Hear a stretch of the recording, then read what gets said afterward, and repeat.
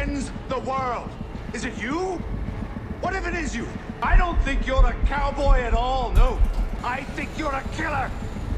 I think I know exactly who you are. If Fallout Season 2, Episode 5 feels like the season's turning point, it's because it is. Not because of the explosions, not because of the action, but because of one quiet, terrifying realization hidden inside a conversation that most people watched once and moved on from. A line that doesn't just raise questions, it rewrites the entire shape of this story. Because Episode 5 doesn't just ask the oldest Fallout question again, it makes it worse. Who dropped the bombs? That question has haunted the Fallout universe for decades. It's the question that turns the wasteland into a crime scene. The question that turns every faction into a suspect. The question that makes every hero feel like they might be standing on someone else's lie. But in Episode 5, Fallout does something bold, something dangerous. It suggests that the answer isn't the one everyone's been arguing about, and the proof isn't hidden in a vault door, or buried in a terminal log, or whispered by some shadowy cult. The proof comes from Robert House himself, the man who's supposed to know everything. And what makes Episode 5 terrifying is that House doesn't sound confident. He sounds uncertain. He sounds like a man staring at a chessboard, realizing someone else has been moving pieces behind his back. So today, we're doing the deep dive Fallout fans can't stop asking for. We're going to break down exactly what Episode 5 reveals, what it implies, and why the show might be building toward the most unsettling version of the Great War we've ever seen. Cooper Howard goes to Vegas, not as a tourist, not as a gambler, but as a man moving toward the center of the storm. He's there because he believes he's found the devil, and in his mind, that devil has a name: Robert House. The myth, the legend, the man Fallout fans associate with control, with prediction, with the kind of cold intelligence that makes human emotions look like glitches in a system. And Episode 5 delivers exactly what the fandom has been waiting for, the House-Cooper confrontation. But the scene doesn't play like a villain reveal, it plays like a warning. House doesn't talk like someone sitting comfortably on top of the truth. He talks like someone trying to buy time. Like someone trying to keep his hands clean while guiding Cooper exactly where he wants him. And then he says it. Not a confession, not an answer. A crack. A fracture in the story. House admits there's something he doesn't know. He says he believes there is another player at the table. And when Cooper asks who, House answers with two words that should not be coming out of his mouth. I don't know. That's when the entire Fallout universe shifts in your mind, because House is the guy who knows. House is the guy who plans for everything. House is the guy who should be ahead of every question. So if House doesn't know who started the war, what does that imply? It implies the event that destroyed the world didn't originate from the obvious suspects. It implies there's a shadow behind the shadow, a hand behind the hand. And Episode 5 is making sure we feel the weight of that. Now let's talk about what this does to the Vault-Tec theory. For a while, Fallout's show has been peeling away at this slow burn suspicion that Vault-Tec didn't just profit from the apocalypse, it needed the apocalypse.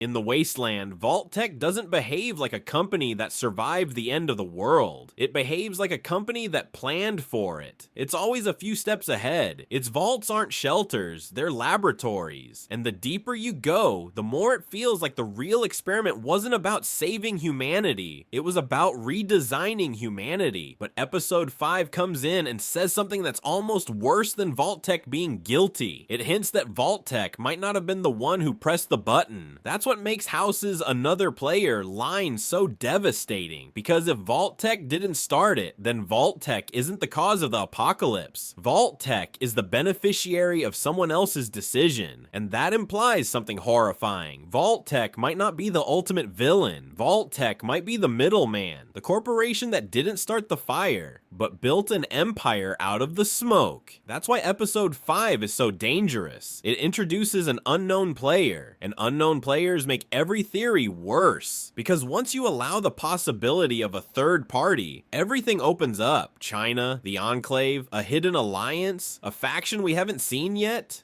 Or something more disturbing, a system so large it doesn't even need a face. A machine of incentives where the apocalypse becomes inevitable because too many powerful entities benefit from it. And this is where episode 5 plays its next card, FEV, which stands for the Forced Evolutionary Virus. A phrase that Fallout fans know instantly, because it's one of the darkest pillars of the franchise. It's the reason super mutants exist. It's the reason the wasteland has monsters that aren't just radioactive accidents, but engineered outcomes. And episode 5 doesn't just name drop FEV for fun, it places it right in the center of the season's real story. FEV isn't just a new threat, it's a mission statement. It says, the future isn't about rebuilding civilization. The future is about modifying civilization, and once you connect that to the question of who dropped the bombs, you start to see the shape of the endgame. Because if the apocalypse was a reset, FEV is the rewrite. Bombs destroy the old world while the forced evolutionary virus creates the new one, and suddenly the Great War isn't just an event, it's the first step of a project. Now think about the psychology of episode 5. While House is hinting at unknown players, while FEV is sliding into the narrative like a blade, we're watching Lucy slowly collapse as a symbol. In earlier episodes, Lucy was a promise. She represented the idea that a good person could survive the wasteland without losing themselves. Episode 5 attacks that idea hard. Lucy isn't just struggling, she's changing. She's becoming the kind of person who makes compromises quickly, who makes violent decisions without time to process them, who begins to realize that morality in the wasteland isn't about doing what's right, it's about doing what keeps you alive. And that's the deeper connection, because the question, who dropped the bombs, isn't only about history, it's about the present. It's about whether humanity collapses because someone pushed a button, or because humanity was already broken enough that pushing the button became the logical next move. And episode 5 is showing you that collapse in miniature through Lucy. Her ideals are cracking, her self-image is splintering, and by the end of episode 5, the wasteland has done something terrible. It has made her competent, and competence in Fallout is never free. Now, let's talk about why House matters in a way most viewers don't fully feel yet. House isn't just a character, he's a symbol of control. In Fallout, House represents the fantasy that intelligence can outsmart chaos, that the world is a system, that prediction can beat randomness, that technology can protect you from the messiness of human nature. And episode 5 punctures that fantasy, because House admits he doesn't know who starts the war. He admits he can't see the full board, and that means one of two things. Either House is lying, manipulating Cooper with a performance of uncertainty, or House is telling the truth. And if he's telling the truth, then someone outplayed the smartest man in the room. That's why the audience is obsessed. Because if House can't see the real enemy, how can anyone else? Now the internet immediately jumped to theories. Some viewers believe this another player is the Enclave, the shadow government, the invisible hand, the faction that has always operated above the wasteland like a predator. And if the show is heading there, it would make sense, because the Enclave is the kind of faction that benefits from controlled collapse, the kind of faction that thrives when society resets and only the prepared survive. But there's another possibility that's even scarier. What if the player isn't a faction? What if it's a corporate alliance, a network of interests, a web of companies and agencies and executives who all profit from the same outcome? That's the most modern horror Fallout can offer. Not a villain with a face, but a villain that looks like a boardroom. And episode 5 pushes that idea quietly, because it doesn't show you the button, it shows you the incentives, it shows you the relationships, it shows you the systems. And when you understand systems, you stop looking for the one person who did it. You start looking for the structure that made it happen. That's why this question will never die, because in Fallout, the war isn't just a war, it's a business model. Now, there's something else episode 5 does that's brilliant. It places Cooper Howard at the center of this mystery in a way that feels almost mythic. In the flashbacks, Cooper isn't just a guy losing his family. He's positioned as a man being pulled into the gravitational force of something much bigger than him. And episode 5 makes it feel like Cooper himself is becoming a piece on the board.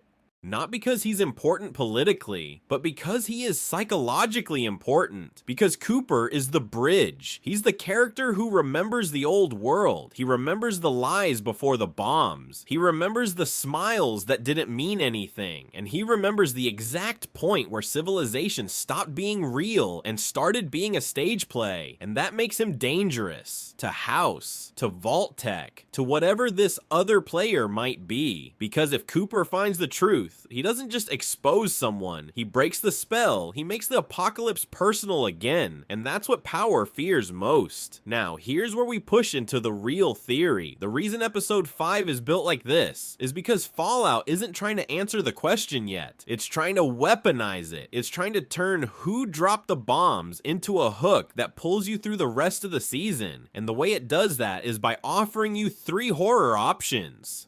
Option 1, Vault-Tec did it, which means the apocalypse was a product launch. Option 2, someone else did it, which means Vault-Tec isn't the villain, it's the collaborator. Option 3, no one did it alone, which means the apocalypse was the inevitable outcome of a world that made destruction profitable, and the reason option 3 is the most horrifying is because it's not a twist, it's a mirror. The forced evolutionary virus represents engineered evolution. It represents the idea that humanity doesn't deserve to survive as it is, that it needs improvement, control, intervention, and the show placing the FEV in the narrative now, at the exact moment it's reopening the Great War mystery, is not random. It's telling you the war and the virus are connected. The bombs reset the board. The FEV determines what pieces get to exist afterward. And if you think about it that way, then the Great War wasn't just destruction, it was selection, a filter, a test, and Vault-Tec, House, and this mysterious third player might all be competing for the same prize. Not money, not land, not power in the old world sense. The right to decide what humanity becomes next. That's the real war. Not the one that ended the world, but the one that begins after.